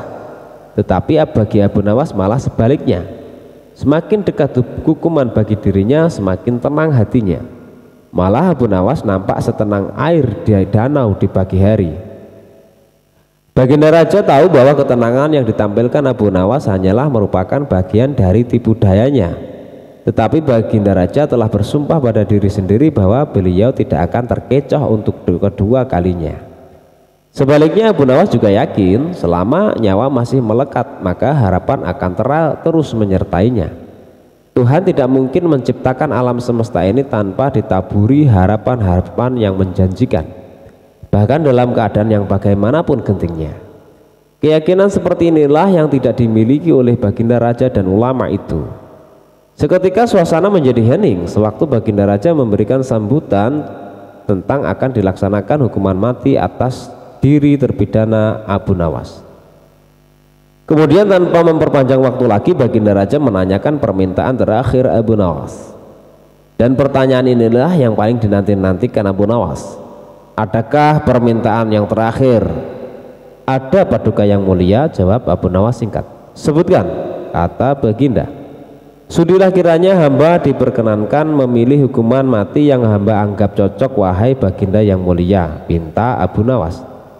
Baiklah, kata baginda menyetujui permintaan Abu Nawas. Paduka yang mulia, yang hamba pinta adalah bila pilihan hamba benar, hamba bersedia dihukum pancung. Tetapi jika pilihan hamba dianggap salah, maka hamba dihukum gantung saja, kata Abu Nawas memohon. Engkau memang orang yang aneh. Dalam saat-saat yang amat genting pun engkau masih sempat bersendau gurau. Tetapi ketahuilah, bagiku segala tipu muslihatmu hari ini tak akan bisa membawamu kemana-mana, kata Baginda sambil tertawa. Hamba tidak bersenda gurau, Paduka yang mulia, kata Abu Nawas bersungguh-sungguh. Baginda makin terpingkal-pingkal, namun belum selesai Baginda Raja tertawa-tawa, Abu Nawas berteriak dengan nyaring, hamba minta dihukum pancung. Semua yang hadir kaget. Orang yang banyak belum mengerti mengapa Abu Nawas membuat keputusan itu. Tetapi kecerdasan otak Baginda Raja menangkap sesuatu yang lain, sehingga tawa Baginda yang semula berderai-derai mendadak terhenti. Kening Baginda berkenyit mendengar ucapan Abu Nawas. Baginda Raja tidak berani menarik kata-katanya karena telah disaksikan oleh ribuan rakyatnya. Beliau sudah terlanjur mengabulkan Abu Nawas menentukan hukuman mati yang paling cocok untuk dirinya. Kini kesempatan Abu Nawas membela diri. Baginda yang mulia, hamba tadi mengatakan bahwa hamba akan dihukum pancung. Kalau pilihan hamba benar, maka hamba dihukum gantung. Tetapi di manakah letak kesalahan pilihan hamba sehingga hamba harus dihukum gantung? Padahal hamba telah memilih hukuman pancung. Olah kata Abu Nawas memaksa Baginda Raja dan ulama itu tercengang. Benar-benar luar biasa otak Abu Nawas ini. Rasanya tidak ada lagi manusia pintar selain Abu Nawas di negeri Baghdad ini. Abu Nawas, aku mengampunimu, tapi sekarang jawablah pertanyaanku ini. Berapa banyakkah bintang di langit? Oh, gampang sekali tuanku. Iya, tapi berapa? 100 juta, 100 miliar? Tanya Baginda. Bukan tuanku, cuma sebanyak pasir di pantai. Kau ini, bagaimana bisa orang menghitung pasir di pantai? Bagaimana pula orang bisa menghitung bintang di langit? Kau memang penggeli hati, kau adalah pelipur lawaku. Abu Nawas, mulai sekarang jangan segan-segan. Sering-seringlah datang ke istanaku. Aku ingin selalu mendengar lelucon-leluconmu yang baru. Siap Baginda. Lalu Baginda memerintahkan bendahara kerajaan memberikan sekantong uang kepada manusia terlucu di negerinya itu. Kisah Abu Nawas lolos dari amukan sang istri. Diam-diam ternyata Abu Nawas memiliki istri yang sangat pencemburu. Pada saat Abu Nawas sering pulang larut malam, ia selalu marah-marah. Pada suatu hari Abu Nawas keluar rumah hingga larut malam. Hal itu pun membuat istrinya merasa gelisah dan emosi karena sudah berjam-jam menunggu di rumah. Ia pun tidak bisa tidur gara-gara Abu Nawas yang masih dalam tanda tanya. Bahkan istri Abu Nawas sudah menyiapkan suatu rencana untuk memarahi Abu Nawas ketika dia pulang nanti. Waktu pun sudah menunjukkan larut malam, begitu gelap. Namun Abu Nawas tetap saja tak kunjung kembali pulang. Tiba-tiba saja dalam kondisi yang seperti itu terdengar suara yang seperti orang hendak masuk dari jendela rumah yang terbuat dari kayu itu. Mendengar suara itu, istri Abu Nawas pun langsung siap siaga untuk melancarkan aksinya. Ia menuju jendela sambil memegang sepotong kayu berukuran lumayan besar. Ia berpikir bahwa Abu Nawas sengaja masuk rumah melalui jendela karena takut dimarahi olehnya. Tak lama kemudian masuklah seseorang melalui jendela yang ukurannya relatif kecil. Dalam kondisi yang sangat gelap, wajah orang tersebut tak kelihatan. Akan tetapi istri Abu Nawas yang sudah terlanjur tersulut emosinya langsung saja memukulkan kayu ke orang tersebut. Ia memukul secara membabi buta hingga membuat orang yang dikira suaminya itu jatuh tak berdaya. Ampun, ampun, ujar orang tersebut. Tentu saja karena pukulan yang membabi buta yang dilakukan oleh istri Abu Nawas tersebut membuat orang tadi terkapar di lantai. Istri Abu Nawas pun merasa sangat puas dengan tindakannya ini. Ia menganggap bahwa tindakannya setimpal atas kesalahan suaminya si Abu Nawas. Ayo cepat bangun, lain kali jangan diulangi lagi dengan pulang larut malam, kata istri Abu Nawas dengan nada membentak. Eits, setelah ditunggu beberapa menit, orang tersebut tak juga bangkit-bangkit. Maka mulailah istri Abu Nawas menjadi penasaran.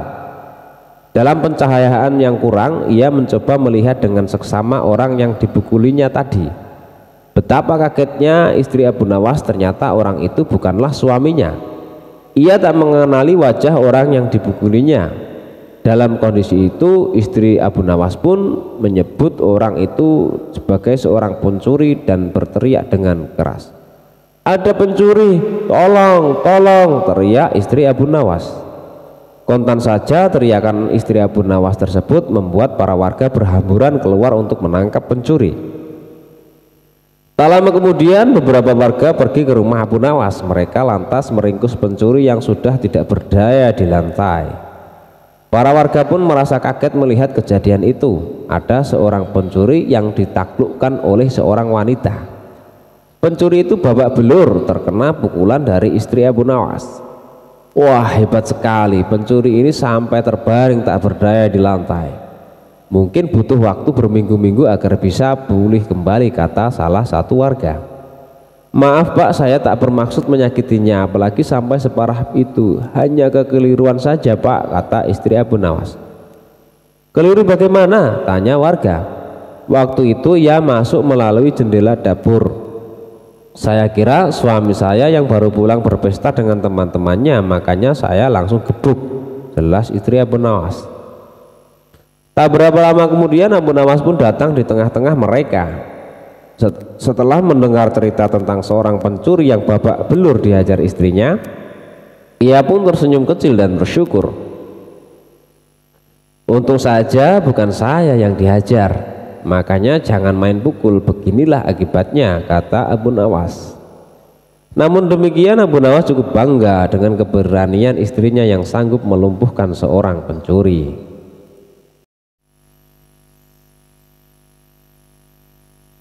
Abu Nawas mati.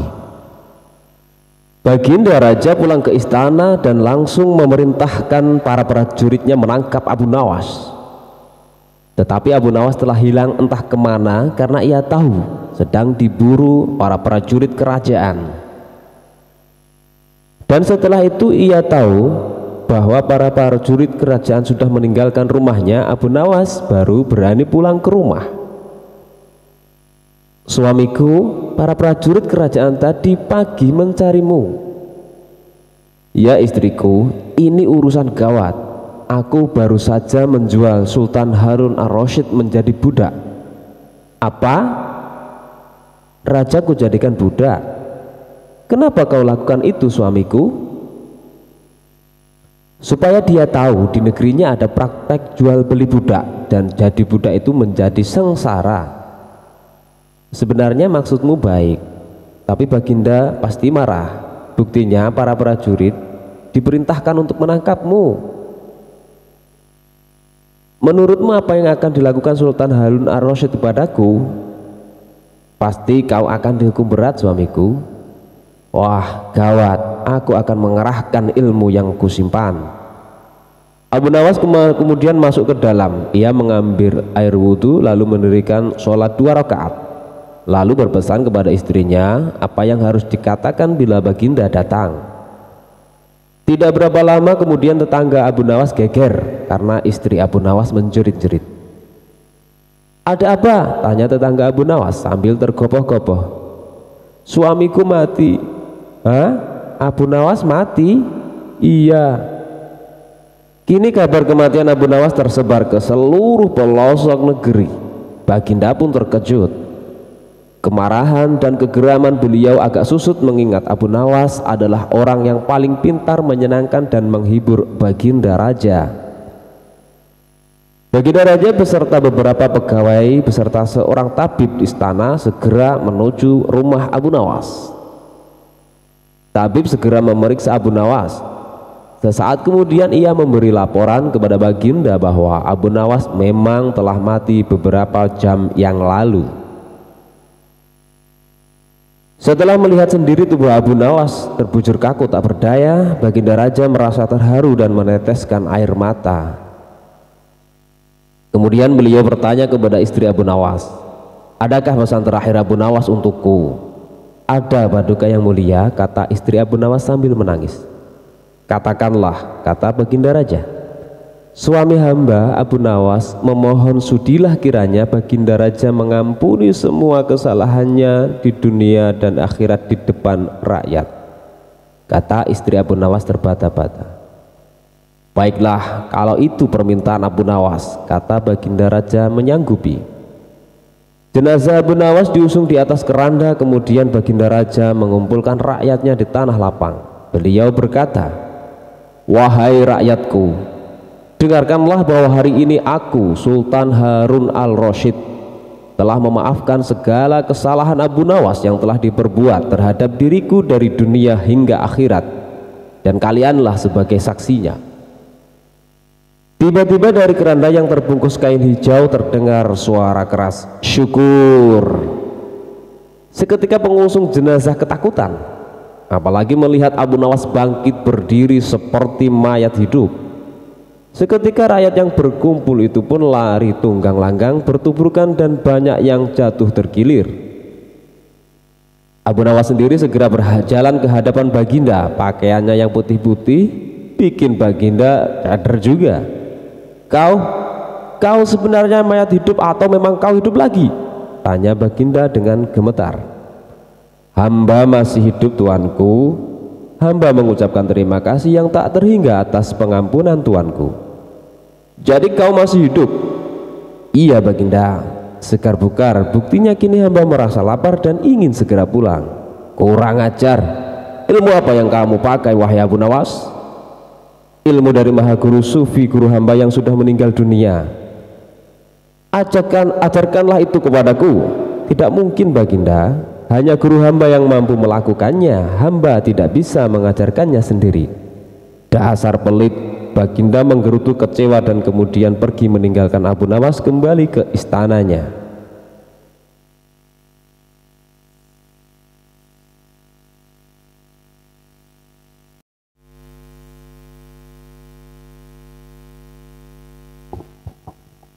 Abu Nawas melakukan taruhan yang berbahaya.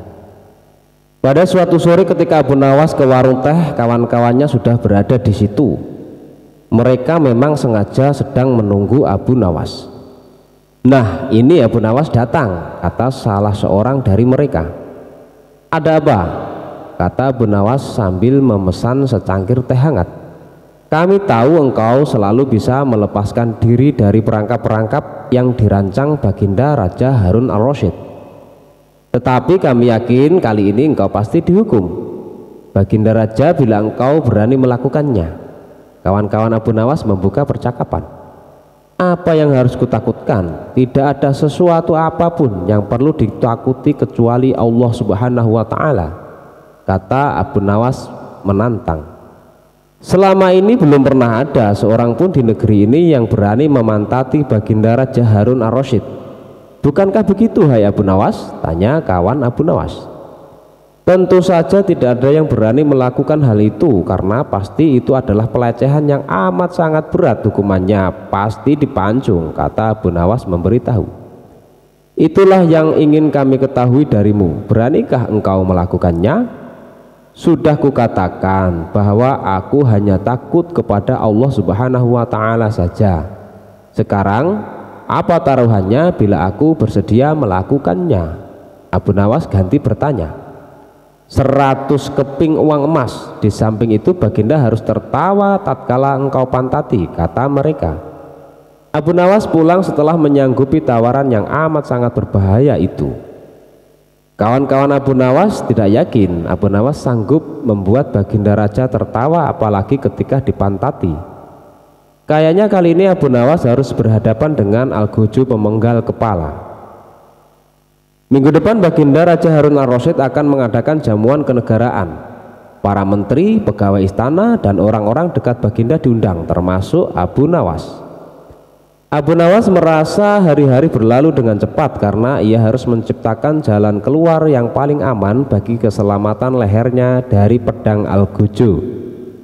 Tetapi bagi kawan-kawan Abu Nawas, hari-hari terasa amat panjang karena mereka tak sabar menunggu pertaruhan yang amat mendebarkan itu. Persiapan-persiapan di halaman istana sudah dimulai. Baginda Raja menginginkan perjamuan nanti meriah karena Baginda juga mengundang raja-raja dari negeri sahabat. Ketika hari yang dijanjikan tiba, semua tamu sudah datang kecuali Abu Nawas. Kawan-kawan Abu Nawas yang menyaksikan dari jauh merasa kecewa karena Abu Nawas tidak hadir. Namun ternyata mereka keliru. Abu Nawas bukannya tidak datang, tetapi terlambat sehingga Abu Nawas duduk di tempat yang paling belakang.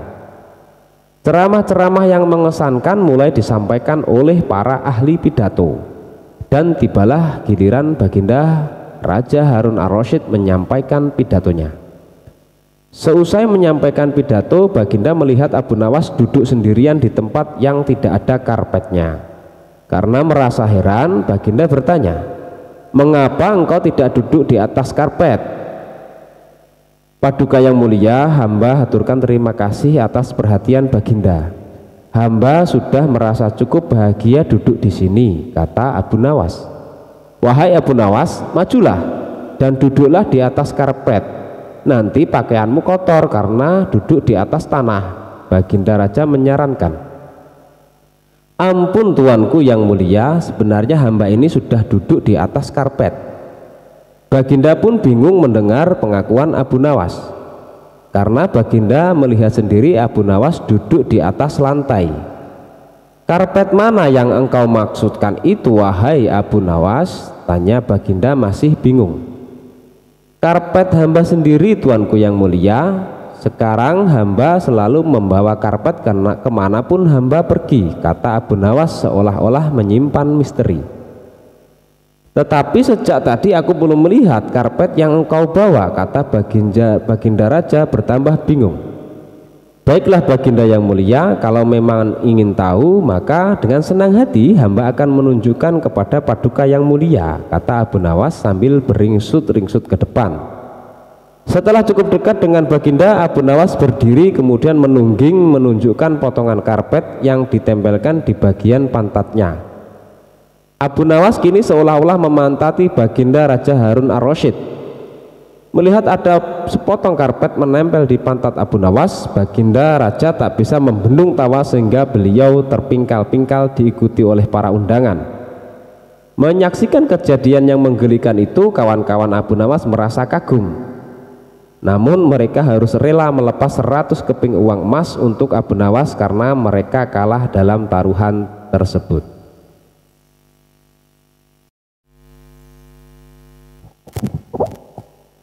Kisah Abu Nawas dan cara menyadarkan pengemis. Pengemis itu tidak harus dibantu secara materi, tapi juga harus dibantu dengan memberikan pekerjaan agar dia nanti bisa mandiri dan meninggalkan sifat mengemis tersebut. Itulah salah satu perhatian Abu Nawas. Dia tidak memberikan makanan maupun uang, melainkan Abu Nawas berusaha mencarikan pekerjaan buat si pengemis itu. Kisahnya, pada suatu ketika Abu Nawas dikunjungi oleh seorang pengemis laki-laki. Pengemis itu meminta makanan karena sudah lama tidak makan. Namun Abu Nawas tidak memberikan sesuap nasi atau makanan lainnya yang sangat diharapkan oleh pengemis itu. Akan tetapi ia malah mengajukan beberapa pertanyaan semata. "Kenapa engkau mengemis? Apakah engkau tidak mempunyai pekerjaan?" tanya Abu Nawas. "Maaf tuan, saya sudah lama mencari pekerjaan tapi belum juga ada yang mau menerima saya bekerja," jawab pengemis itu. "Lalu apa engkau mau bekerja sekalipun pekerjaan itu berat?" tanya Abu Nawas. "Asalkan halal saya mau tuan," jawab si pengemis. Akhirnya Abu Nawas mengantarkan pengemis itu menemui sahabatnya yaitu yang bernama Abu Wardah. Singkat cerita, pengemis itu diminta bekerja untuk mencabut rumput. Ternyata pengemis itu merupakan seorang pekerja yang sangat rajin dan tangkas. Dalam waktu yang sangat singkat saja, pekerjaannya pun telah selesai. Abu Wardah pun sangat kagum dan tergerak hatinya untuk memberikan pekerjaan yang lebih serius. Ia pun meminta pengemis itu untuk memisahkan satu ember kurma menjadi 3 bagian. Yang bagus diletakkan di keranjang pertama, sementara yang lumayan bagus diletakkan di keranjang kedua, dan kurma yang jelek diletakkan di keranjang ketiga. Namun ia lupa tidak memberikan penjelasan kepada pengemis itu tentang perbedaan antara yang baik dan yang jelek. Pada keesokan harinya Abu Nawas datang ke rumah Abu Wardah untuk menanyakan kabar dari pengemis itu. Ia pun menjelaskan bahwa pengemis itu sangat rajin dan terampil mencabut rumput di ladang, sehingga dirinya menyimpulkan bahwa pengemis itu adalah pekerja yang baik. Maka dari itu Abu Wardah memberikan pekerjaan yang lebih serius kepadanya. "Sekarang dia bekerja apa?" tanya Abu Nawas. "Tadi malam saya suruh untuk memisahkan kurma-kurma menjadi 3 bagian. Mari kita ke sana untuk melihatnya. Tentu sudah selesai pekerjaannya itu," kata Abu Wardah. Tak lama kemudian keduanya pun sangat terkejut ketika melihat pengemis itu tidur pulas, tidak mengerjakan pekerjaan yang telah diberikan kepadanya. Dengan penuh tanya, Abu Wardah pun membangunkan pengemis itu. "Kenapa engkau tidak menyelesaikan pekerjaanmu yang sangat mudah itu?" tanya Abu Wardah.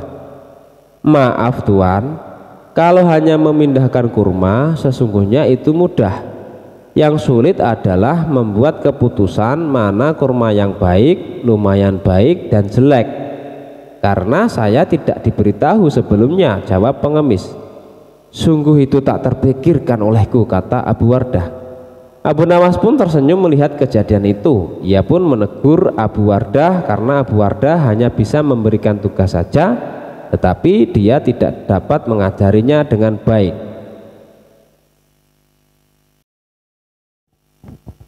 Kisah Abu Nawas dan pukulan yang menjadi dinar. Pada suatu hari Abu Nawas menghadap ke istana. Ia pun bercakap-cakap dengan Sultan dengan hati yang riang gembira. Tiba-tiba terlintas dalam pikiran di benak Sultan, "Bukankah ibu si Abu Nawas ini sudah meninggal? Aku ingin mencoba kepandaiannya sekali lagi. Aku ingin menyuruh dia membawa ibunya ke istanaku ini. Kalau berhasil akan aku beri hadiah 100 dinar. Hai Abu Nawas," titah Sultan Harun al-Rasyid, "besok bawalah ibumu ke istanaku. Nanti aku beri engkau hadiah 100 dinar. Abu Nawas pun sangat kaget. Bukankah beliau sudah tahu kalau ibuku sudah meninggal? Tapi mengapa beliau memerintahkan itu, pikirnya. Namun dasar Abu Nawas, ia menyanggupi saja perintah itu. "Baiklah tuanku, esok pagi hamba akan bawa ibu hamba menghadap kemari," jawabnya mantap. Setelah itu ia pun mohon diri. Sesampai di rumah setelah makan dan minum, ia pergi lagi. Dijelajahinya sudut-sudut negeri itu, menyusuri jalan, lorong, dan kampung untuk mencari seorang perempuan tua yang akan dijadikan sebagai ibu angkat. Rupanya tidak mudah menemukan sesosok perempuan tua. Setelah memeras tenaga mengayun langkah ke sana kemari hingga lelah, barulah ia menemukan yang dicari. Perempuan itu adalah seorang pedagang kue apem di pinggir jalan yang sedang memasak kue-kue dagangannya. Dihampirinya perempuan tua itu. "Hai ibu, bersediakah engkau kujadikan ibu angkat?" kata Abu Nawas. "Kenapa engkau berkata demikian?" tanya si ibu tua itu. "Apa alasannya?" Maka diceritakanlah perihal dirinya yang mendapat perintah dari Sultan agar membawa ibunya ke istana, padahal ibunya sudah meninggal. Abu Nawas juga bercerita bahwa dia dijanjikan akan membagi 2 hadiah dari Sultan yang akan diterimanya dengan ibu tua tersebut. "Uang itu dapat ibu simpan untuk bekal meninggal bila sewaktu-waktu dipanggil Tuhan," kata Abu Nawas. "Baiklah," kata si ibu tua itu, "aku sanggup memenuhi permintaanmu itu." Setelah itu Abu Nawas menyerahkan sebuah tasbih dengan pesan agar terus menghitung biji tasbih itu meskipun di depan Sultan, dan jangan menjawab pertanyaan yang diajukan.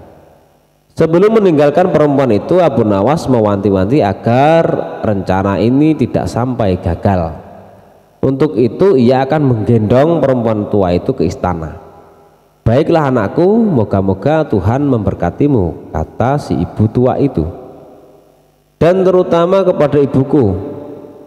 Keesokan harinya, pagi-pagi sekali Abu Nawas sudah sampai di istana lalu memberikan salam kepada Sultan. Assalamualaikum ya tuanku Syah Alam. Waalaikumsalam Abu Nawas, jawab Sultan. Setelah itu Sultan memandang Abu Nawas. Bukan main terkejutnya Sultan melihat Abu Nawas menggendong seorang perempuan tua. Siapa yang kamu gendong itu? Tanya Sultan Harun al-Rasyid. Dia adalah ibuku, kata Abu Nawas. Benarkah itu ibumu? Benar tuanku, inilah ibuku. Beliau sudah tua dan kakinya lemah dan tidak mampu berjalan kemari, padahal rumahnya sangat jauh. Itulah sebabnya hamba menggendong ibu kemari, kata Abu Nawas sambil mendudukkan ibu tua itu di hadapan sang raja. Setelah duduk, ibu tua itu pun segera memegang tasbih dan segera menghitung biji tasbih tanpa henti, meski Sultan mengajukan beberapa pertanyaan kepadanya. Tentu saja Sultan tersinggung. Ibumu ini sangat tidak sopan Abu Nawas. Lagi pula apa yang dikatakannya itu sampai tidak mau berhenti. Sembah Abu Nawas ya tuanku Syah Alam, suami ibu hamba ini 99 banyaknya. Beliau sengaja menghafal nama-nama mereka satu persatu dan tidak akan berhenti sebelum selesai semuanya. Demi mendengar ucapan Abu Nawas itu perempuan itu pun melempar tasbih dan bersembah datang kepada Sultan. Ya tuanku Syah Alam, katanya, adapun hamba ini dari muda sampai tua begini hanya seorang suami hamba. Apabila sekarang ini berada di hadapan tuanku itu adalah atas permintaan Abu Nawas. Dia berpesan agar hamba menghitung-hitung biji tasbih dan tidak menjawab pertanyaan tuanku. Nanti Abu Nawas akan membagi 2 hadiah yang akan diterimanya dari tuanku. Begitu mendengar ucapan perempuan tua itu, Sultan tertawa dan menyuruh memukul Abu Nawas 100 kali. Ketika perintah itu akan dilaksanakan, Abu Nawas minta izin untuk dipertemukan dengan Sultan. Ya tuanku, hukuman apakah yang akan tuanku jatuhkan kepada hamba ini? Karena engkau berjanji kepadaku akan membawa ibumu kemari, aku pun berjanji akan memberi hadiah uang 100 dinar. Tapi karena kamu tidak bisa memenuhi janjimu, dapatlah engkau 100 kali pukulanku, kata Sultan. Ya tuanku Syah Alam, kata Abu Nawas, hamba berjanji dengan perempuan tua ini akan membagi 2 hadiah yang akan tuanku berikan kepada hamba. Tetapi karena sekarang hamba mendapat dera, hadiah itu juga harus dibagi 2. Karena yang bersalah 2 orang. Hamba terimalah hukuman itu, tetapi 50 seorang dengan perempuan tua ini. Dalam hati Sultan bergumam, jangankan dipukul 50 kali, dipukul sekali saja perempuan tua ini tidak akan mampu berdiri. Setelah itu Sultan memberi 50 dinar kepada perempuan itu sambil berpesan agar tidak cepat percaya kepada Abu Nawas bila lain kali menemuinya. Dengan sukacita diterimanya hadiah itu dan dipandangnya Abu Nawas. Ya tuanku Syah Alam, ampun beribu ampun. Jika ibuku telah mendapat anugerah dari Paduka, tidak adil kiranya bila anaknya ini dilupakan begitu saja. Ya terimalah pula bagianmu, ujar Baginda sambil tersenyum. Ini semua orang tertawa dalam hati setelah Abu Nawas bermohon diri pulang ke rumah. Demikianlah pula perempuan itu dan semua yang hadir di balairu istana dengan perasaan masing-masing. Kisah saudagar dan jin ifrit. Tuan kata Syekhrazada, dahulu kala ada seorang saudagar yang sangat kaya raya. Dia memiliki tanah yang luas, harta yang berlimpah, dan tentu saja uang yang banyak. Banyak sekali pekerja dan buruh yang menggantungkan hidupnya pada si saudagar. Suatu hari dia bermaksud untuk melakukan perjalanan perniagaan ke negeri yang jauh. Dia menaikkan barang dagangannya ke punggung kudanya dan sebuah kantung besar yang ia bawa di punggungnya penuh berisi roti, madu, dan kurma serta air untuk bekal perjalanannya. Maklumlah, ia harus melewati padang pasir yang tandus di mana tidak ada satupun kehidupan di sana. Singkatnya, ia berhasil sampai di tujuan dengan selamat. Dan setelah menyelesaikan transaksi bisnisnya dan memperoleh untung besar, ia pun segera bersiap-siap untuk melakukan perjalanan pulang. Hari itu, matahari bersinar terik. Saudagar memutuskan untuk berteduh di bawah pohon rindang sambil beristirahat. Dia membiarkan kudanya beristirahat dan merumput, sementara dia membuka bekalnya, roti dengan selai madu dan segenggam kurma. Setelah selesai memakan kurma, dia melemparkan bijinya ke sekumpulan batu-batu besar di sampingnya. Sebagai seorang muslim yang taat dan karena waktu sudah menunjukkan waktu zuhur, Saudagar segera mengambil wudhu dan melakukan sholat. Dia masih sedang berzikir ketika tiba-tiba bas di depannya muncullah jin ifrit yang bertubuh tinggi besar dengan mata merah karena marah dan membawa sebilah pedang yang terhunus. "Hei manusia, bangkitlah. Aku akan mengambil nyawamu seperti kau telah mengambil nyawa anakku," teriak jin ifrit. "Wahai jin, bagaimana mungkin aku membunuh anakmu sedangkan aku tidak mengenalnya dan tidak pernah melihatnya," kata Saudagar dengan ketakutan. "Apa? Bukankah kau tadi yang melemparkan biji-biji kurma ke arah batu-batu itu?" tanya jin. "Ya betul," kata Saudagar. "Aku kasih tahu padamu bahwa salah satu darinya telah mengenai mata anakku. Anakku yang malang, dia mati seketika," seru jin marah. Saudagar tersebut demi mendengar keterangan jin ifrit bersumpah dengan nama Allah yang menciptakan dan tempat semua makhluk kembali bahwa jika dia memang membunuh anak jin tersebut, maka itu pasti tidak sengaja. Untuk itu dia memohon kemurahan hati jin untuk memaafkannya. "Perbuatanmu tidak bisa dimaafkan," kata jin ifrit.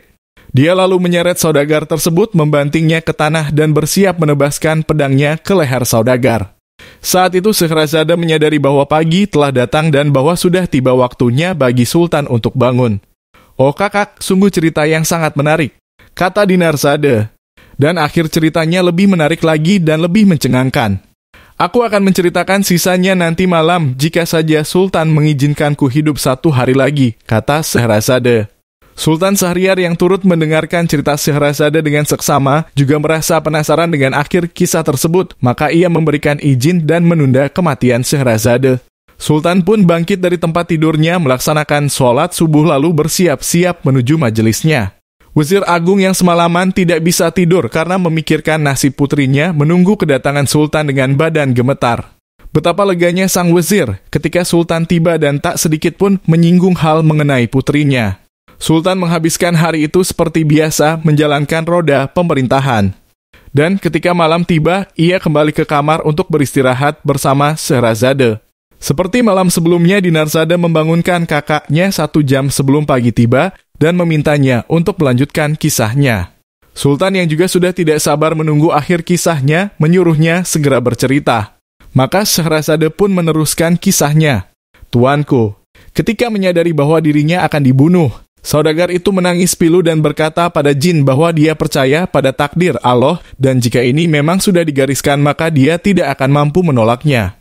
Atas izin Allah, aku meminta kau memberiku sedikit waktu untuk menyelesaikan urusanku," kata Saudagar.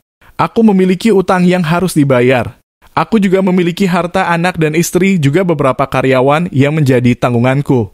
Izinkanlah aku pulang ke rumahku dan menyelesaikan semuanya.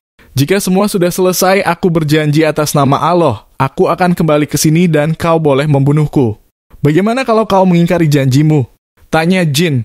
"Aku bersumpah dengan nama Allah yang menciptakan aku dan kamu, aku tidak akan mengingkari janjiku," kata Saudagar. "Baiklah, berapa lama waktu yang kau butuhkan?" tanya jin. "Tidak lebih dari 12 bulan. Awal tahun depan aku akan kembali ke sini dan menyerahkan nyawaku," kata Saudagar. Akhirnya jin ifrit mengabulkan permintaan Saudagar dan menghilang dari pandangan. Saudagar, setelah sembuh dari rasa takutnya, segera menaiki kudanya dan kembali meneruskan perjalanan pulangnya. Setibanya di rumah, istri dan anak-anak Saudagar menyambutnya dengan sukacita. Tapi bukannya membalas pelukan hangat mereka, Saudagar malah menangis pilu. Istrinya dengan khawatir menanyakan apa yang telah membuatnya begitu sedih. "Bagaimana aku tidak sedih? Aku hanya akan hidup setahun lagi," katanya. Dia lalu menceritakan kejadian yang menimpanya di perjalanan. Mendengar hal itu, keluarganya sangat bersedih, namun Saudagar itu meyakinkan keluarganya bahwa itu adalah kehendak Allah yang tidak bisa dihindari. Esoknya, Saudagar segera membereskan semua utangnya. Ia memberikan hadiah-hadiah untuk semua temannya, memerdekakan banyak sekali budak-budaknya, membagi warisan untuk istri, anak-anak dan keluarganya, mencarikan wali untuk anak-anaknya yang masih kecil, dan mempercayakan semua propertinya kepada istrinya. Setahun berlalu dengan cepat, kini tiba saatnya saudagar untuk berpamitan kepada anak dan istrinya. Dibawanya selai kain kafan untuk membungkus mayatnya. Mereka tidak dapat menahan kesedihan dan tidak rela melepas kepergian saudagar. Mereka memaksa untuk ikut pergi dan mati bersama-sama, namun sang saudagar berkata kepada anak-anaknya, "Anak-anakku, aku pergi untuk menepati janjiku kepada Allah, banggalah dan tabahlah. Ingatlah bahwa mati adalah takdir bagi semua makhluk yang bernyawa." Setelah berkata demikian, saudagar mengucapkan salam dan pergi meninggalkan mereka. Akhirnya, saudagar tersebut tiba di tempat yang telah ia janjikan. Dia menanti kedatangan jin ifrit di bawah pohon tempat dia dulu berteduh dan menunggu kedatangan jin ifrit dengan perasaan yang sulit untuk dilukiskan. Saat ia menunggu, tiba-tiba datang seorang syekh yang membawa seekor rusa menghampirinya. Syekh tersebut mengucapkan salam dan mendoakannya semoga berumur panjang, lalu bertanya apa yang sedang dilakukan saudagar tersebut di tempat yang merupakan sarang jin. Saudagar itu berkata bahwa dia memang sedang menunggu jin yang akan membunuhnya lalu menceritakan kejadian yang telah menimpanya. Syekh tersebut sangat kagum mendengarnya. "Demi Allah, wahai saudaraku, aku sangat kagum dengan keteguhan janjimu. Aku akan duduk di sampingmu dan tidak akan meninggalkan tempat ini sampai aku melihat apa yang akan dilakukan jin itu kepadamu." Tidak berapa lama, datanglah lagi seorang syekh yang membawa 2 ekor anjing hitam di tangannya.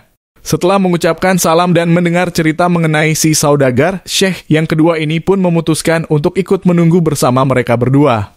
Demikian pula ketika datang syekh ketiga yang membawa seekor kuda. Dia pun memutuskan untuk ikut menunggu kedatangan jin ifrit. Akhirnya ketika matahari sudah menciptakan bayangan panjang, datanglah jin ifrit dengan matanya yang menyala dan pedang terhunus. "Serahkan nyawamu.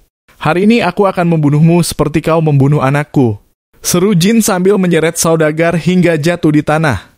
Saudagar tersebut menangis dengan sangat memilukan hingga ketiga syekh pun turut merasakan kepedihannya. Syekh yang pertama menjatuhkan badannya di hadapan ifrit dan berkata, "Wahai raja dari semua jin, dengan segala kerendahan hati, kumohon bersabarlah sebentar dan dengarkanlah kisahku dengan rusa yang kubawa ini. Jika kau merasa ceritaku lebih menarik dari kisah saudagar yang hendak kau ambil nyawanya, maka ringankanlah sepertiga dari hukumannya." Setelah berdiam diri sejenak, akhirnya jin itu menjawab, "Baiklah." Maka syekh yang pertama itu menceritakan kisahnya.